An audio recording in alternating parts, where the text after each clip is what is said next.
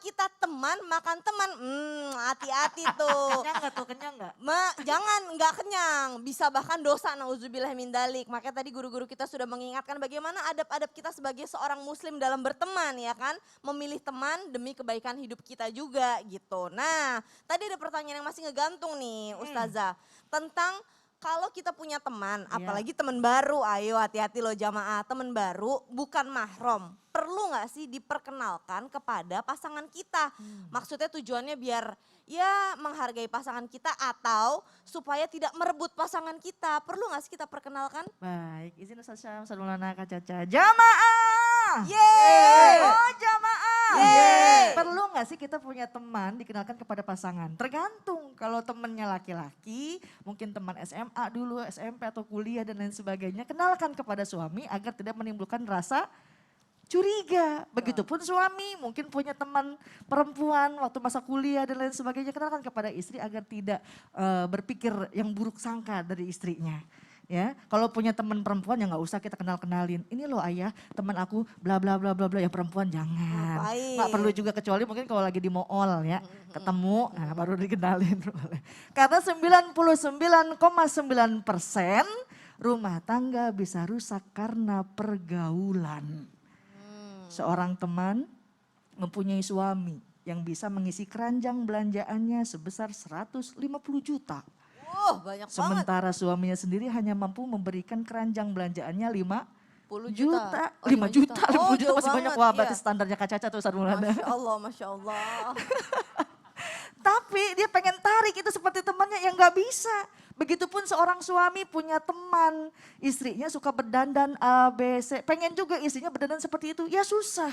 Jadi jangan ada orang ketiga atau mengambil pola hidup orang lain di dalam rumah tangga kita. Karena punten, banyak orang yang berumah tangga lagi ribut, wah dia curhat sama temannya. Padahal temannya juga perempuan belum nikah. Belum punya pengalaman dalam rumah tangga. Dia cerita ini, itu. Akhirnya bilang temannya, aku juga gak punya suami bisa kerja, bisa punya penghasilan sendiri. Udah ceraiin aja. Nah, na'udzubillah. Begitupun seorang suami punya teman yang pengennya kumpul. Paling lama-lama kuat-kuatan ngumpul sampai jam 12 malam. Pulang duluan. Nah ini dia nih yang takut sama istri. Nah udah ceraiin aja. Na'udzubillah. Jadi janganlah menjadi aib untuk berlaku harmonis kepada istri. Utsman bin Affan pernah tidak melakukan perang Badar, tidak pernah ikut dalam perang Badar karena apa? Mengurus istrinya Ruqayyah putri Rasulullah SAW karena keadaan sakit. Seorang Asma binti Abu Bakar, beliau membawa air berkilo-kilometer untuk mengambil air untuk suaminya. Sekarang makan ambil air gampang, buka keran langsung ada air untuk dipakai mandi suaminya. Jadi kenalkan mungkin teman kita agar tidak mengundang rasa curiga nanti ke depannya. Tapi ingat dijaga karena apa? Almar'u ala dini khalili. Seseorang akan mengikuti perilaku orang yang sering bergaul dengannya. Jangan sampai teman makan teman jadi hits langsung nyanyi. Ternyata dia yang kau cinta, karibku yang paling setia. Betapa aku menderita, tak mungkin ku menyakitinya. Ku kan mencoba untuk melupakanmu, walaupun tahu sungguh aku tak mampu. Demi tak merebut kebahagiaannya, ku relakan segalanya. Ya Allah sedih banget jadinya. Itu kalau yang belum berumah tangga maksudnya. Langsung nyindir ya. Langsung nyindir. Jadi hati-hati adanya teman, jangan sampai mengundang fitnah atau mengundang curiga. Betul kata Ustaz Sam tadi, adanya teman harus lebih 1000 kali lebih waspada karena bisa menusuk dari belakang. Masya Allah, tabarakallah. Jadi kadang-kadang soalnya kita tuh suka kebanyakan ngomong sama temen. Jadi rahasia dapur kita dikasih tahu ke temen, temen jadi pengen. Jadi pengen gimana caranya, jadi seolah-olah jadi punya strategi untuk ngambil pasangan kita gitu. Makanya kalau Ikut membayangkan. ikut membayangkan enaknya, padahal dia nggak tahu nggak enaknya seperti apa gitu. Jadi artinya tuh memang bener-bener dapur rumah tangga tuh bener-bener buat diri sendiri deh gitu kan. Masya Allah, tabarakallah, jazakillah heran. Terima kasih banyak Ustazah. Aduh seru banget nih kalau ngomongin masalah rumah tangga. Tapi sebelum kita lanjut lagi, kita saksikan dulu tayangan yang berikut ini. Dikutip dari tribunjakarta.com, pernikahan DVJ dengan HE 29 tahun rencananya akan digelar pada Minggu 8 Agustus 2021. Namun pada Kamis 5 Agustus 2021, DVJ mendadak menghilang. Namun karena belum ditemukan, pernikahannya dengan HE terpaksa dibatalkan. Pihak keluarga menduga DVJ diajak kabur oleh pria yang tak lain adalah mantan pacarnya. Ibu DVJ Upi 40 tahun menyebut saat kejadian ada warga yang melihat seorang pria berada di dekat kediamannya. Kata Upit, beberapa minggu sebelum pernikahan anaknya, pria tersebut sempat menghubungi anaknya dan memintanya untuk tidak menikah dengan orang lain. Setelah DVJ menghilang, Upi mengaku sudah menghubungi nomor anaknya dan mantan pacar anaknya. Namun ponsel keduanya tak bisa dihubungi. Rupanya sebelum menghilang, DVJ sempat menuliskan surat yang ditaruh di kamar tidur. Surat tersebut berisi permohonan maafnya lantaran tak bisa melanjutkan pernikahan. DVJ menyebut jika pernikahan tersebut merupakan sebuah paksaan. Upit tampak berkaca-kaca saat membacakan isi surat yang ditulis putrinya itu. La haula wala quwata illa billahil aliyil azim. Gimana Ustadz Maulana nih ngeliatin kayak gini nih, saya sampai nggak bisa berkomentar nih. Kita tetap berbaik sangka sepanjang belum dapat klarifikasi dari mereka. Tetap berbaik sangka. Masya Allah, guruku yang luar biasa ini selalu berpikirnya tuh sisi yang positif, positif, positif. Masya Allah, tabarakallah. Baik Ustadz Syam. Ustadz Syam, Iya. sekarang nih lagi viral nih Ustadz. Katanya ada seseorang ya yang menikung mantan istri sahabatnya sendiri. Wallahu alam bisawab. Waduh, subhanallah. Kalau udah mantan istri sahabat tuh bukan nikung lagi. Nah, namanya, berarti udah itu mantan. pertanyaan saya. Nggak apa-apa kan kalau misalkan emang udah pisah, udah cerai kan, ya sebenarnya kan nggak apa-apa mantan istri. Tapi mungkin ya kadang ada sakit hatinya juga kali Ustaz Syam. Oh Kita iya. pergi bareng, kita kerja bareng, kita ngumpul-ngumpul bareng, apa-apa diskusi bareng, Nah. tiba-tiba lah lu sama mantan gue kan Jangan-jangan kayak udah diincer dari lama nih. nauzubillah min dzalik. Nah, dalam Islam nih sebenarnya ada nggak sih Ustadz adabnya? Misalkan nggak boleh bawa temen laki-laki ke rumah ketika ada istri di rumah, ataupun sebaliknya kita perempuan nggak boleh bawa teman perempuan ketika ada suami di rumah. Sebenarnya ada nggak sih Ustadz Syam? Silakan. Baik, bismillahirrahmanirrahim. Tabi guruku Ustadz Maulana, Ustadz Riza, Kak Caca, serta para alim ulama yang dimuliakan Allah Subhanahu wa taala. Jadi memang pertanyaan ini pernah dipertanyakan dan juga dijawab dalam kitab Al-Gharar Al-Bahiyah fi Syahril Bahjah Al-Wardiyah karangan Syekh Zakaria Al-Ansari. Jadi sebenarnya yang ditanyakan, boleh nggak ketika seorang suami itu bawa temannya ke rumah sementara di rumah itu ada istrinya?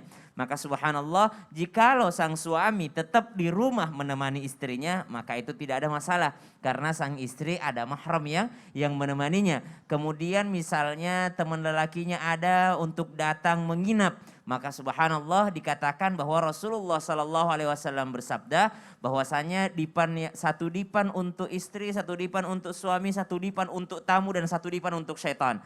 Berarti ada 4 dipan, 4 tempat tidur. Maksudnya bagaimana? Maksudnya salah satu hak tamu itu ketika dia tidak mempunyai penginapan, mungkin dia datang dari jauh, maka dia boleh menginap di rumah. Tamu ini disebutkan misalnya dia tamu laki-laki, berarti dia laki-laki asing, misalnya sahabat sang lelaki. Kita punya teman dari jauh misalnya, datang dari luar kota, dari luar pulau, datang ke rumah kita atau datang ke kota kita. Kita mikir daripada dia nyewa hotel, daripada dia nyewa penginapan, kasihan orang kampung gitu. Maka kita boleh membawanya ke rumah karena Rasulullah katakan ada satu dipan untuk tamu. Salah satu memuliakan tamu itu adalah memberikannya tempat untuk tinggal. Namun harus diperhatikan, tempat tinggalnya itu adalah tempat yang luas. Maksudnya aman, merasa aman sang istri atas hak-haknya. Kan istri ini kadang di dalam rumah kan mau buka jilbab segala macam. Ada auratnya yang susah untuk dijaganya jikalau ada laki-laki asing. Maka jikalau hak-hak ini terpenuhi, tempatnya juga aman, ada bilik-bilik yang memang tidak diperuntukkan untuk orang lain, hanya orang berdua saja yang mengetahui yaitu suami dan istri, maka ini diperbolehkan saja. Selama satu, ada mahram, ada suami. Yang kedua, aman istrinya dari segala macam fitnah. Itu pun ada batas harinya sebagai tamu. Lebih dari 3 hari bukan lagi disebut seorang tamu, tapi numpang hidup. Baru Jadi saya mau nanya itu namanya apa berarti Ustaz? numpang hidup. Jadi subhanallah ada batas-batas waktunya. Tapi perlu diingat Rasulullah SAW dalam khutbahnya, ini sangat penting, khutbah haji wadahnya Rasulullah SAW, haji terakhirnya Rasulullah SAW sebelum meninggal dunia, maka Rasulullah SAW mengingatkan untuk para suami, wahai para suami, jagalah hak-hak istri kalian. Subhanallah, kalian mengambilnya atas amanah yang kalian bersaksi di hadapan Allah Subhanahu wa taala, yang awalnya haram menjadi halal karena adanya akad. Akad yang disaksikan oleh Allah Subhanahu wa taala, kalian menghalalkannya karena Allah Subhanahu wa taala, maka berikanlah hak mereka, termasuk diantaranya tempat tinggal, berikan hak mereka. Dan juga apabila sudah diberikan haknya, maka sang istri wajib menjaga. Dan yang paling utama yang diingatkan oleh Rasulullah SAW, sang istri tidak boleh menerima tamu laki-laki lain selama suaminya tidak ada di rumah. Jadi yang dilarang adalah membawa kawan lelaki seorang istri ke dalam rumah. Maka itu harus seizin suaminya. Tapi kalau suami bawa teman lelakinya, maka ada tadi syarat-syaratnya. Selama tidak memberatkan sang istri. Wallahu ta'ala alam. Masya Allah, tabarakallah. Itu kan kalau misalkan mahramnya adalah orang lain nih. Tapi kalau kayak sepupu, beda ayah, beda keturunannya dari ibu bukan dari ayah, kan itu beda mahram juga. Boleh Beda nggak mahram. undang ke rumah? Boleh aja, itu kan Tanpa udah ada terhitung suami, orang misalkan. lain.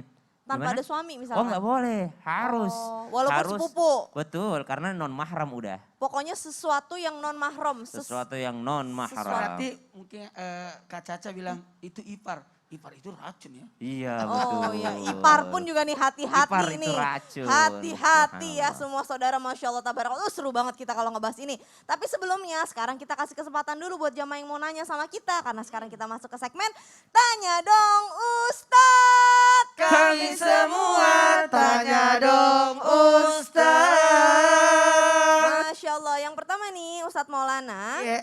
Assalamualaikum, kalau teman Waalaikumsalam sudah ditolong warahmatullahi tapi nggak tahu balas budi gimana? Malah cemoohin kita di belakang juga, gimana nih Ustadz Maulana? Alhamdulillah, berarti keikhlasan kita lagi diuji. Jadi kalau ada teman menyikapi yang tidak tahu balas budi, itu tetap kita berbuat baik padanya. Sekali lagi, kita tetap berbuat baik padanya, bahkan kita berbuat ihsan, membalas keburukan dengan kebaikan. Bahkan kalau perlu gini, cukup tahu aja, kita pahami aja. Karena jangan juga, tadi bagus banget pertanyaannya, mengantarkan kita buat ikhlas. Ketika kita membantu orang, kalaupun dia tidak membalas, berarti nilai keikhlasan kita dijaga oleh Allah. Karena memang kalau kita memberi, jangan mengharap dibalas deh. Sekali lagi, jangan mengharap untuk dibalas. Kenapa? Ketika kita memberi untuk mengharap balasan, berarti kita lebih hina lagi. Harusnya nggak usah minta dibalas. Nanti Allah yang balas saja. Aduh, emang ilmu kebaikan sama ilmu ikhlas tuh rasanya kayak gitu ya. Ini pertanyaannya bagus banget, Masya Allah, dari Suhartini 190. Iya, Jazakallah khair Ustadz Maulana. Berikutnya pertanyaan dari Instagram dari @isnidail. Assalamualaikum warahmatullahi wabarakatuh. Afwan Ustadz, izin bertanya. Saya punya teman dulu sangat dekat, namun sekarang saya lebih pilih menjauhinya karena saya sering merasa sakit hati dengan perkataan dan perilakunya yang selalu menganggap dirinya paling benar dan pintar dalam segala hal. Padahal saya udah menganggapnya seperti sahabat bahkan saudara bagi saya. Menurut saya demi melindungi pikiran saya dari suuzon dan hati berprasangka buruk kepadanya hingga akhirnya menambah dosa, saya lebih pilih menjauhinya. Apakah hal ini sama dengan memutuskan tali silaturahmi Ustadz? Syukron. Gimana nih Ustadz Syam? Jadi bukan memutuskan tali silaturahim, tapi memutuskan ikhwanul islamiyah gitu. Maksudnya ukhuwah islamiyah, persaudaraan sesama muslim. Karena kalau silaturahim itu adalah adanya hubungan darah. Kalau teman sahabat ini kalau tidak ada hubungan darah bukan silaturahim namanya. Maka kalau dikatakan ada teman, itu salah satu haknya sahabat itu diingatkan ketika dia salah. Diingatkan ketika dia merasa sangat pintar, diingatkan ketika ada sesuatu yang buruk padanya, itu salah satu hak sahabat. Tapi kita tidak boleh juga mencari teman yang harus diceramahi gitu ya. Misal nih, saya berteman dengan orang buruk Ustadz, kenapa? Karena saya mau mendakwahinya. Wah jangan sampai, kenapa? Karena bisa saja kita yang terseret. Tapi kalau kita terlanjur sahabatan, kita tadi katanya udah dianggap saudara, lalu teman kita menyimpang maka diluruskan. Teman kita salah maka dibenarkan, teman kita lupa maka maka diingatkan, bukan malah dijauhi. Itu pun kalau kita kuat, tapi kalau nggak kuat ya cari amannya saja, boleh-boleh saja, tapi jangan sampai menimbulkan permusuhan. Wallahu ta'ala. Boleh, tapi jangan sampai menimbulkan permusuhan, itu yang perlu garis Betul. bawain. Dan negurnya juga harus Harus dengan cara sahabat, sebagai sahabat bagaimana, siapa yang mau menegurnya kalau bukan sahabatnya? jangan di depan banyak orang. Betul. Baik, jazakallah khair Ustadz Syam, Masya Allah, tabarakallah. Nah Ustadz Syam, benar nggak dulu katanya ada kisah Rasulullah yang sempat dihianati dengan orang-orang Urainah yang dirangkulnya, seperti apa dan bagaimana baginda Rasul merespon ketika beliau dihianati Ustadz Syam? Jadi bukan hanya kita sebagai orang biasa, seperti Rasulullah Sallallahu Alaihi Wasallam yang tidak mempunyai kekurangan sama sekali akhlaknya, itu pernah dikhianati ketika Rasulullah menolongnya. Jadi ceritanya setelah yang satu ini. Setelah yang satu ini, Iya. ya udah didengerin, ya udahlah kalau begitu jamaah jangan kemana-mana, tetap di Islam itu indah jamaah. Yeah. Oh jamaah.